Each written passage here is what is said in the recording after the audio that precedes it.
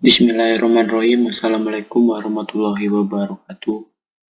Di sini saya akan menjelaskan isi PPT kami tentang pada pertumbuhan dan perkembangan spektakuler di akukultur mediatennya selama 30 tahun terakhir, sebagian besar telah didorong oleh kekuatan pasar. Di sisi permintaan, pertumbuhan populasi dan perubahan selera telah menyebabkan peningkatan dramatis dalam permintaan protein ikan dan produk turunannya. Di sisi penawaran, penangkapan ikan yang berlebih telah menekankan banyak sebagian besar stok ikan di liar di titik di mana kelangsungan hidup perikanan sangat terancam. Gambaran umum dari beberapa hubungan yang lebih signifikan masing-masing adalah rantai yang menghubungkan fungsi ekosistem, layanan, atau manfaat yang diberikan oleh fungsi dan nilai ekonomi yang terkait dengan manfaat tersebut. Fungsi menentukan struktur dan dinamika situs potensial di tingkat ekologis dan fisik. Analisis biaya manfaat. Analisis biaya manfaat menyediakan cara untuk menentukan manfaat bersih dari proyek tertentu dan kriteria pengambilan keputusan. Tujuannya adalah untuk memperkirakan TEF proyek untuk memilih proyek dengan keuntungan bersih tertinggi. Aspek CBA yang perlu dipertimbangkan. Yang pertama adalah keuangan. Aspek keuangan banyak digunakan di tingkat perusahaan untuk menilai berbagai investasi atau opsi operasional. Dalam hal ini, membuat keputusan mempertimbangkan pendapat, produksi, dan biaya investasi semuanya ditentukan oleh pasar. Selanjutnya, ekonomis. Aspek ini mencerminkan keprihatian lembaga perencanaan pemerintah untuk keuntungan bersih dari masing-masing perusahaan serta industri sektor atau yurisdiksi geopolitik. Tujuannya secara umum adalah identifikasi kombinasi kegiatan yang menghasilkan pengembalian agregat tertinggi. Lingkungan CBA. Lingkungan memperluas ekonomi untuk memasukkan dampak lingkungan. Masalah yang menjadi perhatian dan pembuat keputusan pada dasarnya tetap sama, yaitu perencanaan dan tujuan untuk memaksimalkan kesejahteraan sosial.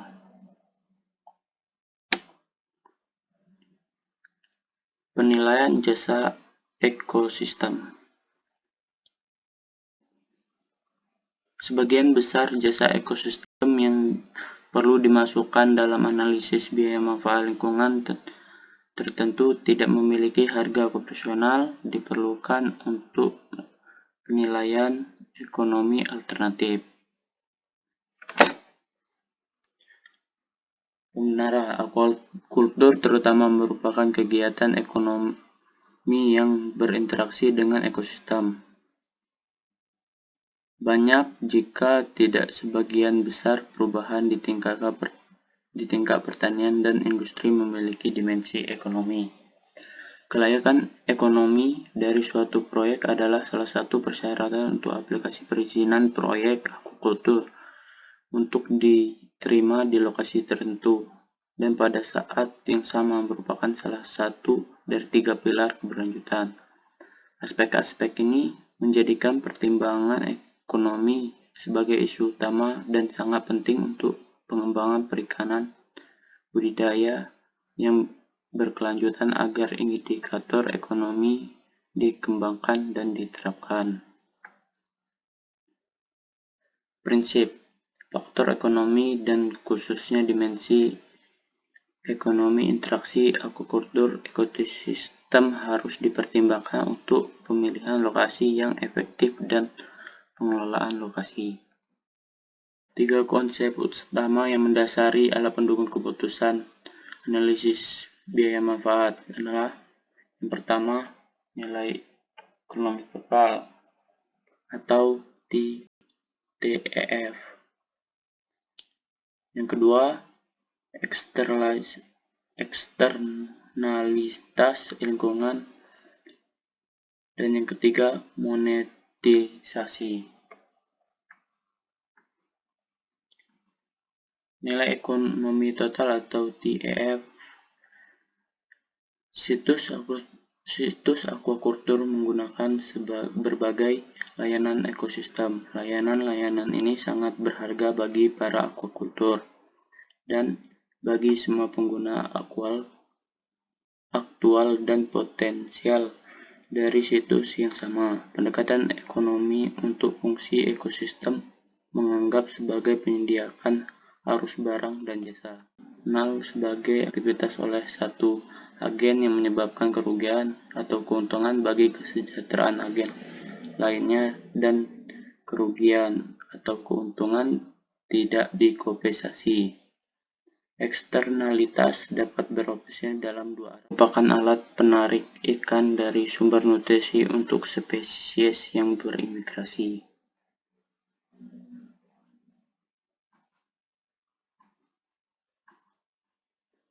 Monetisasi. Monetisasi adalah pendekatan ekonomi membatasi dirinya pada nilai-nilai yang dapat dinyatakan dalam istilah moneter. Pentingnya pemerintah pada kualitas, kemanjuran, dan tujuan dari kegiatan struktur pemerintah, memberikan legitimasi pada tindakan mereka. Tata kelola juga mengacu pada nilai kebijakan, undang-undang, dan lembaga yang digunakan untuk menangani berbagai masalah. Prinsip praktik tata kelola yang baik mengenai perencanaan dan pengambilan keputusan harus diterapkan untuk memilihan lokasi aquaculture dan manajemen situs. Aspek hukum yang saat ini memiliki dampak besar pada perkembangan aquaculture laut di Mediterania adalah sejumlah besar undang-undang yang beragam dan dalam beberapa kasus berlainan berlaku untuk prosedur pendirian dan pengelolaan fasilitas aquaculture. Kedua, ketertiban berbagai otoritas di berbagai tingkat. Tiga, prosedur yang panjang dan terkadang membingungkan untuk pemberian lisensi aquaculture. Bidang regulasi. Kerangka hukum untuk aquaculture tidak hanya terbatas pada peraturan sektoral dari kegiatan ini, yaitu kondisi dan karakteristik akses aktivitas dalam bentuk lisensi dan izin, periodisitas, hak dan tugas operator pendirian. Karakteristik aquaculture, kualitas dan sistem produksinya, dan lain-lain. Undang-undang ini mencakup wilayah pesisir, memiliki negara yang harus disewa untuk praktik aquaculture. Mekanisme peningkatan dalam kerangka hukum. Penyederhanaan prosedur perizinan dan otoritas administrasi yang terlibat didasarkan pada 4 bidang mendasar. Yang pertama, pertumbuhan industri. Yang kedua, penyederhanaan prosedur untuk industri dan otoritas administratif, meningkatkan efisiensi dan keakraban prosedur tersebut. 3. Sistem manajemen lingkungan yang lebih modern dan komprehensif. 4. Penggunaan pantai secara efisien, berusaha untuk mendamaikan kepentingan pantai. Sekian presentasi dari kelompok kami. Saya akhiri. Wassalamualaikum warahmatullahi wabarakatuh.